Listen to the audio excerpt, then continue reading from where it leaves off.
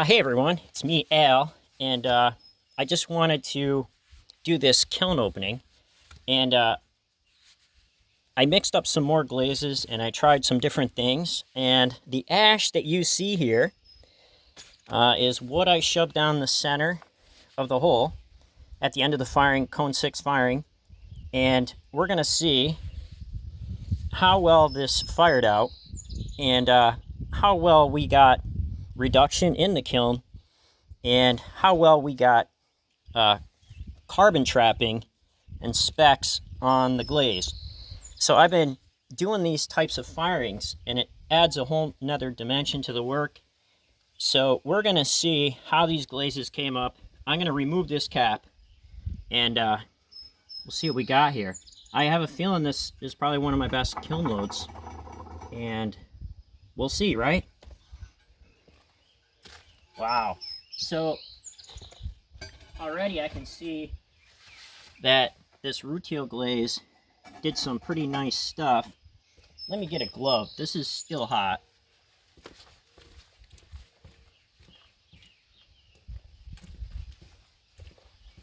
So I knew I had a cracked one here, but I wanted to put this one in as a color test, and I got a cracked edge right there. But the reds came up great in that copper glaze. So my goal is here to get this copper glaze into reds by reducing the kiln heavily, and getting specs. So here I did it. Here I met my goal. So I don't know if you can see that red inside there, but this cup here, this style, is what I'm going for, and you can see the pinks, and also flecks of carbon trapping. Now this clay body has specks of manganese in it, but you can see where some of that carbon trapped into that glaze. Yeah, here's another one. So you could see on this green glaze, this originally fired in oxidation is seafoam green, but reduced, you get this really mottled look, and the texture patterns come up very nice on these. So I'm going to be doing probably some more of these. Really love this. This rutile glaze. Texture patterns underneath, and you can see how it creates depth. This is something that's really hard to get in an electric kiln, is modeling and depth, and that's why I love the gas so much. So I put this into heavy reduction. What you see here, this light pink, is from the tin in this glaze, and the reds is from copper. So a lot going on, and you can still manipulate what happens in the kiln at the end of the firing, because I put this in heavy reduction, and it just turns out really nice. So let's remove this top, and I'm gonna go get a tray.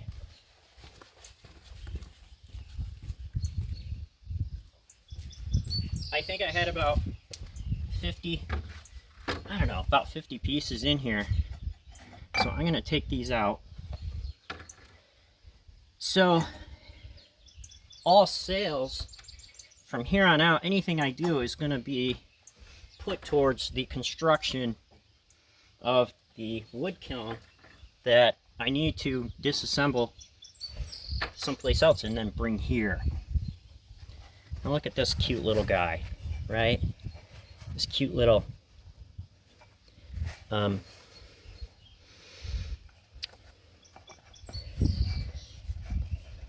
cup, this little tea bowl. So I really like that style. I am probably going to go crazy with this. This is one of my best, probably one of my best kiln loads. This is where I'm at now. And getting used to this new clay. I used up the last of the warm brown 58. This is cone 10 clay, and I went hotter on this load because of that. And it just turned out gorgeous. So these are all done. These were all done on the treadle wheel, and hopefully you can see the color. So I'm just going to continue taking these out. So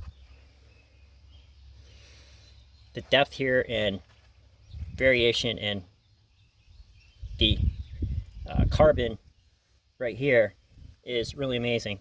I want to get into putting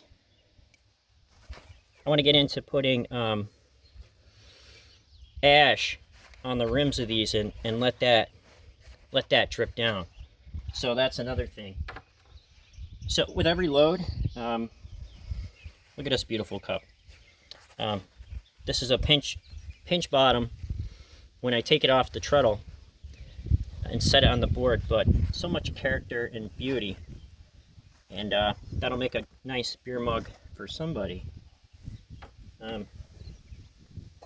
Here's another. So you can even see that seafoam green way down in there, where a little bit of oxidation did reach the bottom, but those reds are coming up very beautiful, and the throwing lines are showing. You can't really get that in electric.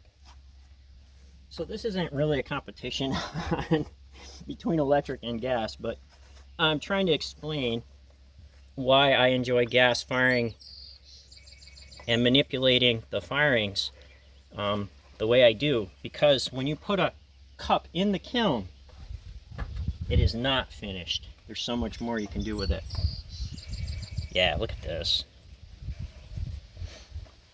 So this reached like a cone, looks like cone 7. So it looks like it's only a half a cone off between the top and bottom. So this kiln load fired fairly evenly. Usually between the top and bottom, this is a full cone off. But yeah, these are just amazing. So I'm getting some purples even in this rutile glaze. If you can see there. Whoops. If you can see there. Okay, I'm back. Yeah, so some really nice stuff going on here. Really happy how this turned out. Very beautiful.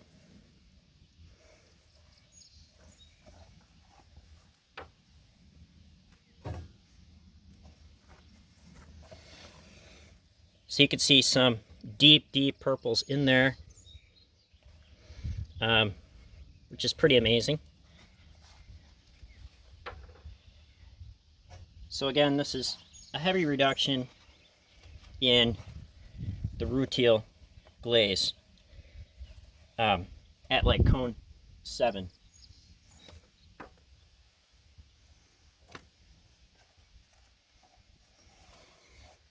Yeah, this is so nice. I think folks are really going to enjoy these.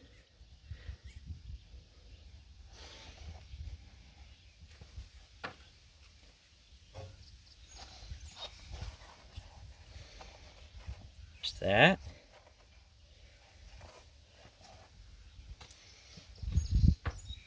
So let's take this other shelf off.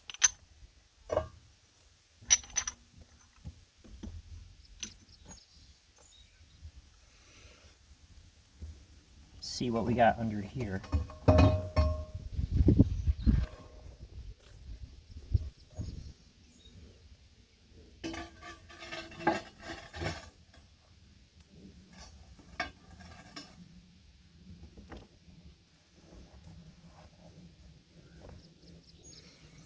So I'll shine this, put this camera down in here so you can see. This is the other shelf, and you can see the rutile. These are all rutile, and look at this little guy. I just love that treadle wheel look. So I'm going to get another tray and pull these out of here. So just bear with me.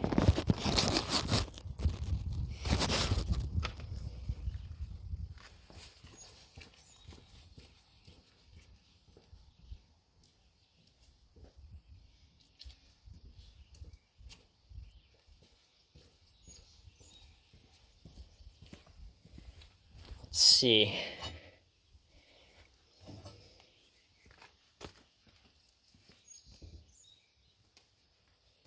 Yeah, I'm really happy with how these turned out. And you know, the shapes that are coming out of these. Look at that purple you can see in there. It's pretty gorgeous. So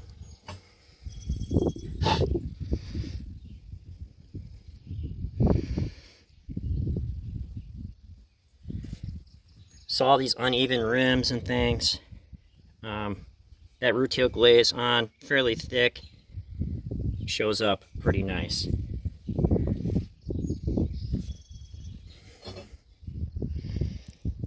Feathers out.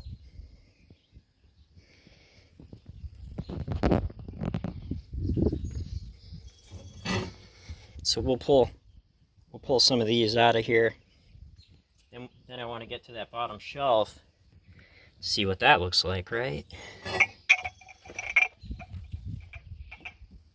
You know, these guys are still a little bit warm.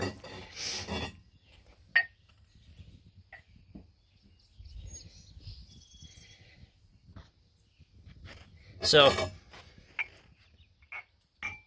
we had a rainstorm yesterday, right at the end of the firing, but these fires so hot, rain doesn't really bother.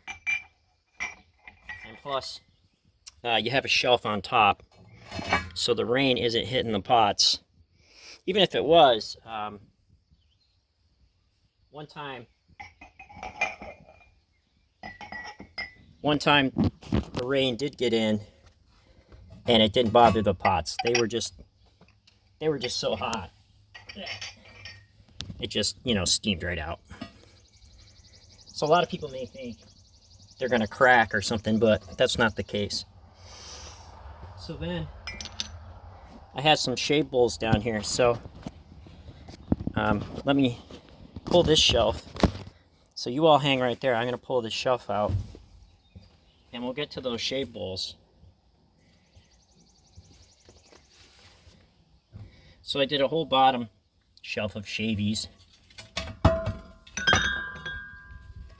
Hopefully I didn't break that.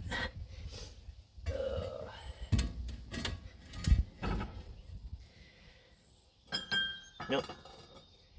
Yeah, so here's the shade bowls here. And so I have some soup bowls. Nice little guys. And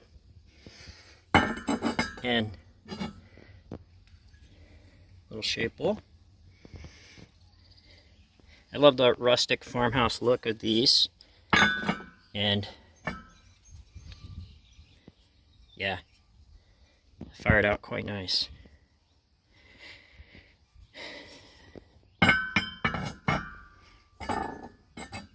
So these are little chili bowls.